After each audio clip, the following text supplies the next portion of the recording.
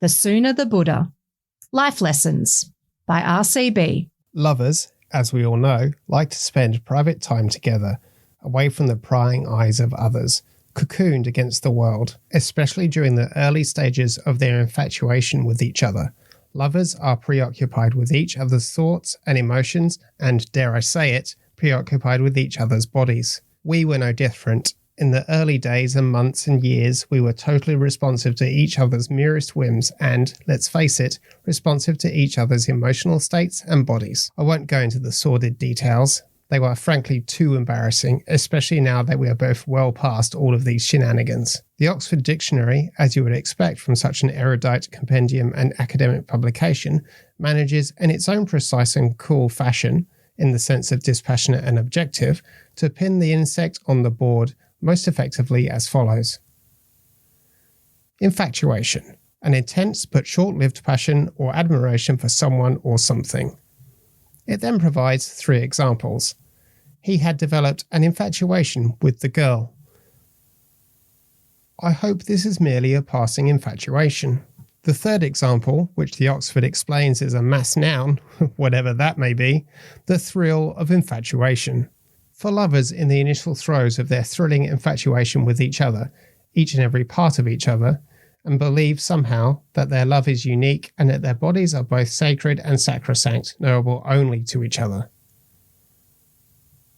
Shakespeare had it right when he described the lovers as one of his archetypal ages of man. The phrase ages of man requires a sick, of course.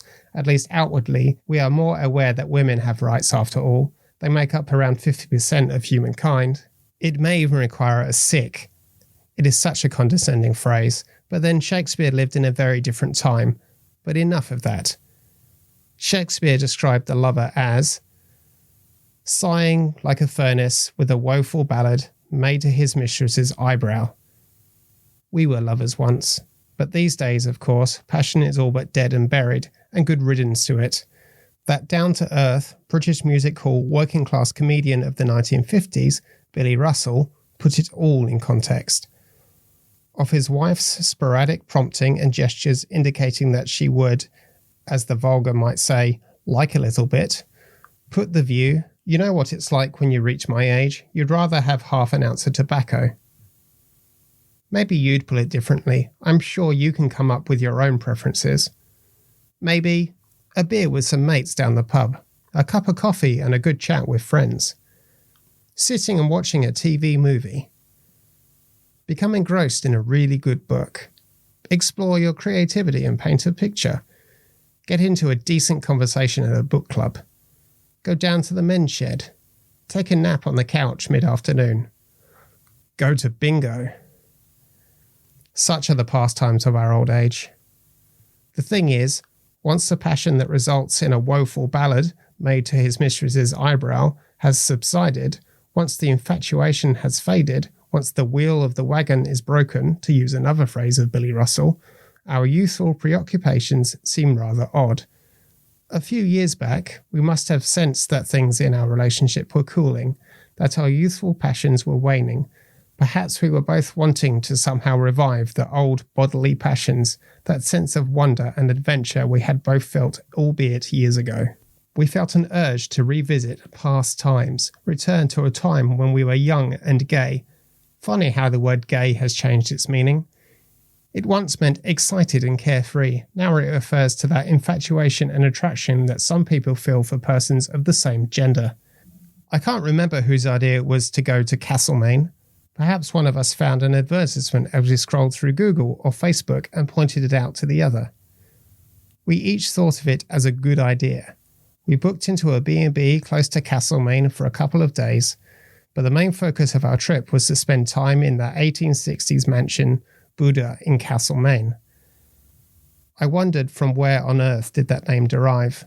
Castlemaine is not unlike Daylesford, an attractive and exciting place to visit and full of culture. Some people even choose to live there. I sort of hoped that the years would magically vanish away and we would find the lost infatuation of 40 years ago. I thought that we might even have what used to be called a naughty weekend. How wrong I was. We know each other too well, know our foibles and faults. We are too set in our ways to allow that sort of thing to happen. But as it turned out, we had a most enjoyable time. We knew literally nothing about the place, or from whence its name derived. As we drove up, we figured out that Buda must be short for Budapest. Neither of us knew about Budapest, the capital of Hungary. We knew that it had been invaded by the Russians in 1956.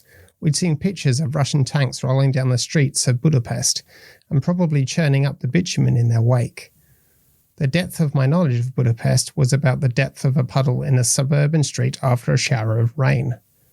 In fact, the only thing I could call to mind about Budapest were the mention of the city in the stage production of My Fair Lady, which I saw during my matriculation year, 1960, at the Comedy Theatre in Melbourne. In the musical, Professor Higgins at one point of the drama denounces the Hungarian Zoltán Karpathy as a dishonourable and contemptible person. A blackguard who uses the science of speech more to blackmail and swindle than teach. He made it the devilish business of his to find out who this Miss Doolittle is. Every time we looked around, there he was, that hairy hound from Budapest, never leaving us alone, never have I ever known a ruder pest. In my research, I even looked up blackguard in the online Oxford Dictionary, only to find it wasn't there. Not with that spelling, at least. The word is pronounced blackguard, but is properly spelled blackguard. You live and you learn. No doubt the blackguard spelling is an Americanism. It seems they never learn. I wouldn't try to give you a blow-by-blow description of our experience at Buda. Suffice it to say that we both enjoyed the experience, each in our own way. My partner, she hates the word wife. She thinks it's degrading. She has never wanted to marry. She has no time for sport on television or in real life. Football she regards as a brutal, abhorrent game, and as for cricket, she regards it as not so much abhorrent but deadly boring. But she was utterly captivated by the 1860s residence occupied by the Lavini family from 1863 until 1981, 118 years. The furnishings of the old mansion remain as they were in the 1800s. There are old photographs, old furnishings, examples of the skills of the silversmith and jeweller, Ernst Lavini, who purchased the mansion from its previous owner. At that time, it was known as Delhi Villa and was owned by the Baptist missionary Reverend James Smith, who, with his wife, had chosen the local goldfields for retirement from the hardships of mission service in India. She was also impressed by the whole Lavini family. The parents, Ernst and Bertha Lavini, had 10 children, 4 sons and 6 daughters. Only one of the daughters married. She was disappointed in the gardens, which had been allowed to go to rack and ruin, but was enchanted by all that Buda contained. She also loved the castle main bookshop, where she spent hours browsing their collection. Meanwhile, I was kept busy collecting, well, bits of information that whetted my curiosity and appetite. I became obsessed with this place and the stories that abound about it. Here is a small part of what I was able to discover. The city of Budapest was originally a Celtic village over 2,000 years ago. Then, with the advances of the Roman Empire, it became a Roman town named Aquincum. In 1240, it was pillaged by the Mongols. Attila the Hun is said to have killed his brother Buda and thrown his corpse in the river near the modern Budapest. Perhaps Attila found his brother Buda a pest. Ha. By the 1600s, there were 3 cities occupying the site of modern Budapest. Their names were Buda, Odura, and Pest. All 3 were referred to by the locals as Pest. It's a bit like Great Britain, which includes England, Scotland, Northern Ireland, and Wales.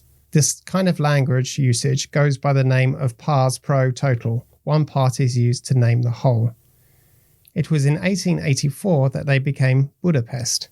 The city of Budapest has around 80 geothermal springs in its vicinity. How amazing is that? I also wrote poetry. Well, not poetry really. Let me rephrase that. I also wrote a piece of doggerel. I love both rhyming couplets and historical information. This piece of doggerel thus serves 2 purposes.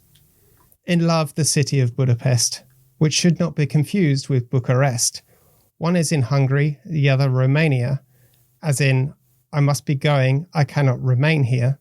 As I contemplate Hungary, play with Romania, my verse is becoming obsessively zanier.